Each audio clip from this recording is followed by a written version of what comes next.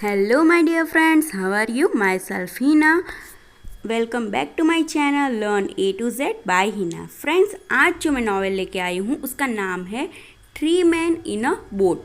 Friends, ये जो novel है वो पब्लिश्ड हुई है 1889 में और ये जो नॉवेल है वो कॉमिक नॉवेल है, कॉमेडी टाइप की है। फ्रेंड्स, ये नॉवेल की पहले हम जो मेन कैरेक्टर है उसके बारे में डिस्कशन करेंगे एंड देन जो नॉवेल है वो स्टार्ट करेंगे। फ्रेंड्स, जो फर्स्ट कैरेक्टर है इस नॉवेल का उसका नाम है जे। ये जो जे है उसके पास एक मॉन्ट मॉरिस नाम का एक कुत्ता है और वो अपने आप को खुद को ही बुद्धिमान, मेहनती और मैं सक्षम हूँ सब चीज़ के लिए ऐसा दिखाता रहता है पूरे नॉवेल में।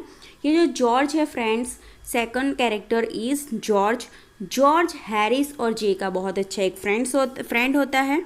Third character is Harris. ये जो हैरिस है फ्रेंड्स, ये जॉर्ज और जे का एक दोस्त होता है जो उनके साथ जो ट्रैवलिंग करने वाले हैं, जो ये यात्रा करने वाले हैं उसमें वो शामिल होता है। जे हैरिस को पसंद नहीं करता है और हमेशा आलसी और असभ्य होने के लिए उसकी आलोचना करता रहता है।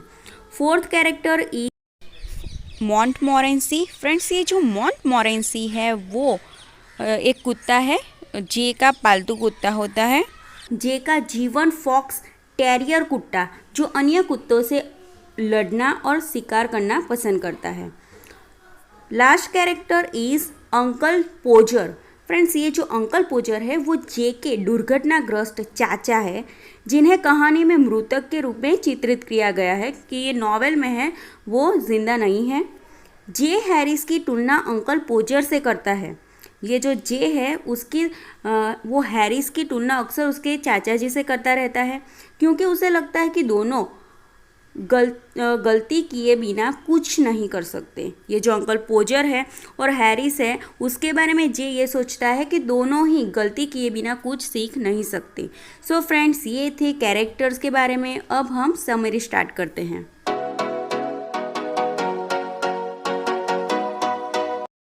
फ्रेंड्स, ये जो नॉवेल है three man in a boat, उसके ऑथर है जेरोम।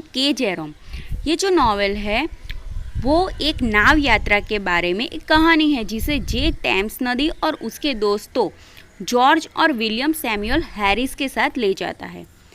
एक नाव में तीन आदमी जेरोम, जॉर्ज और हैरिस नाम के तीन दोस्तों के साथ लंदन में अपने अपार्टमेंट में एक साथ धूम्रपान करते हैं। ये जो तीन फ्रेंड है वो लंदन के उनके अपार्टमेंट में स्मोकिंग करते हैं।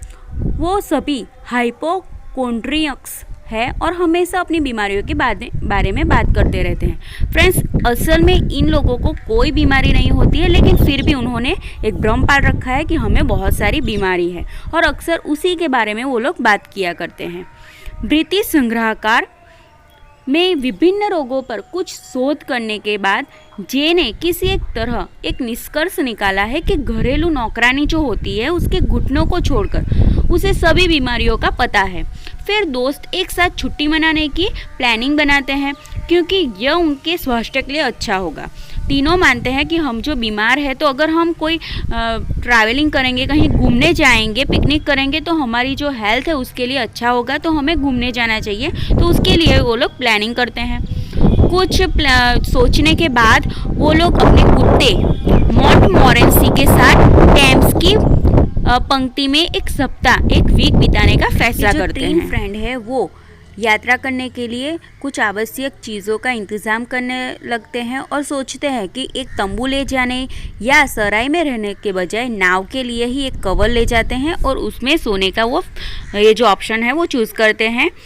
वो एक चीज़ की बहुत लंबी लिस्ट बनाते हैं और फिर वो उनको लगता है कि हमें अगर यात्रा पे जाना है तो कुछ ही चीज़ ले जानी चाहिए, इतनी ज़्यादा चीज़ हम नहीं ले जा सकते हैं।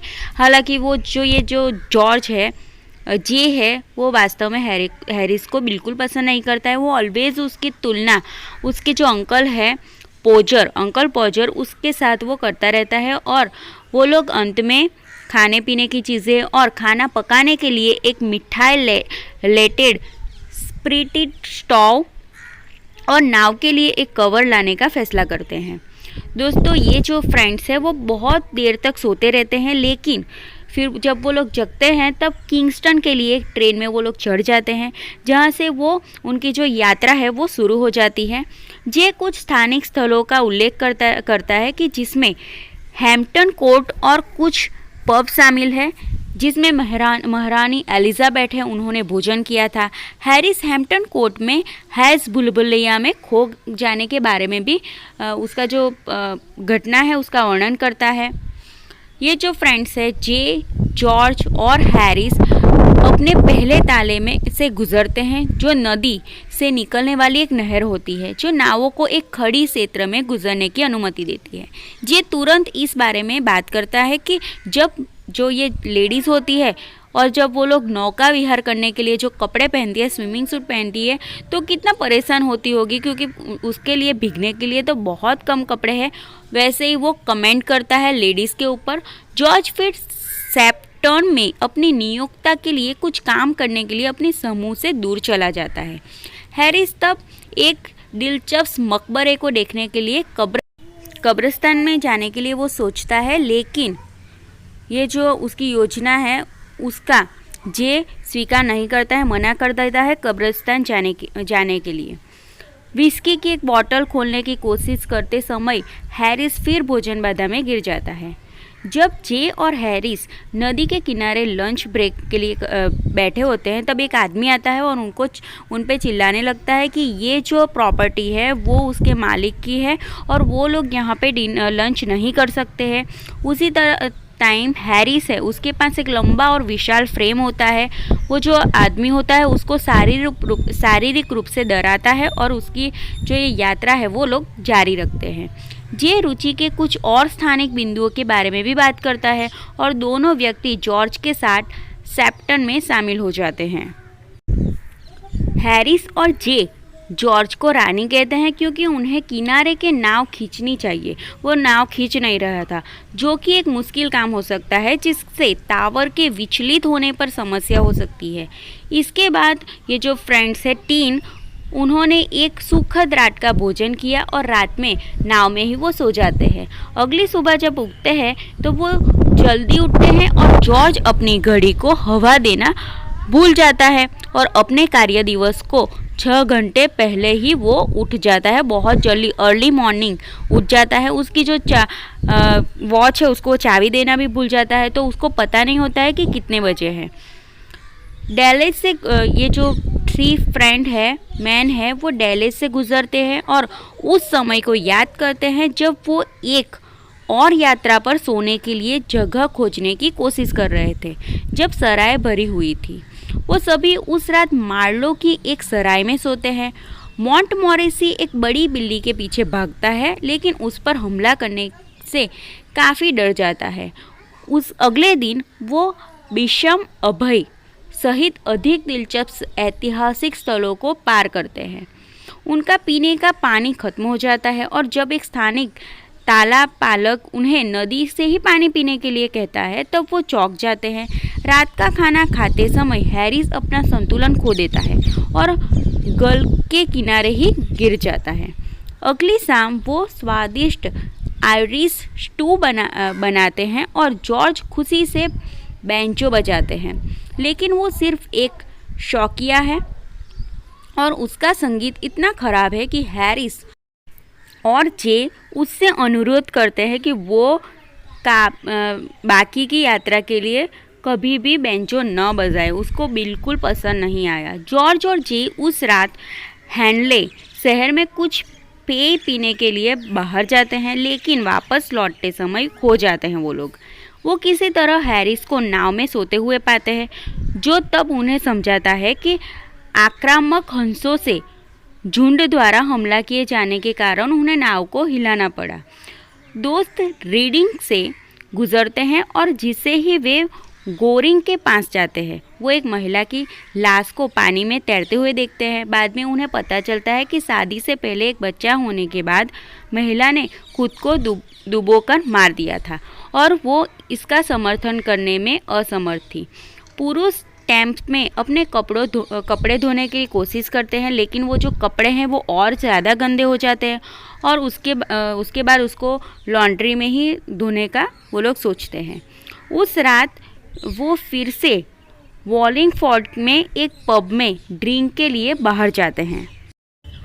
बाद में वो जो फ्रेंड्स हैं वो ऑक्सफोर्ड की ओर बढ़ते हैं, जहाँ वो वापस मुड़कर लंदन आ जाते हैं।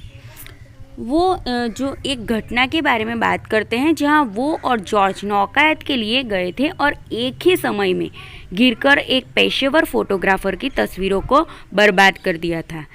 जे डॉर्चेस्टर, एम्बिंडन और क्लिफन के आकर्षणों का वर्णन करता है, जिसमें रोमन खंडहर और एक ऐसी व्यक्ति के कब्र शामिल है जिसके 197 बच्चे थे। फिर वो लोग ऑक्सफोर्ड के पास नदी के एक मुश्किल रास्ते से गुजरते हैं और वहाँ 2 दिन बिताते हैं। ऑक्सफोर्ड से वापस जाते समय बारिश शुरू हो जाती है और वो जो 3 फ्रेंड है वो भीग जाते हैं और ठंडे गीले महसूस करते हैं अपने आप को। वो जल्दी ही नाव को छोड़कर भाग जाते हैं और बाकी की जो यात्रा है वो सराय में बिताते हैं। उस रात वो एक शानदार रात का खाना खाते हैं और मुश्किल होने पर नाव को छोड़ने के लिए अपने फैसले पर वो लोग खुश होते हैं। मॉन्टमेरोसी अंत में समझौते में पहुंचती है। सो फ्रेंड्स, ये थी आज नॉवेल की समरी। आई होप आपको ये वीडियो अच्छी लगी होगी। अगर अच्छी लगी हो तो प्लीज़ मेरी चैनल को सब्सक्राइब करें, लाइक करें और शेयर करें। फ्रेंड्स, ऐसे ही मुझे सपोर्ट करते रहिए। Thank you, thanks for watching.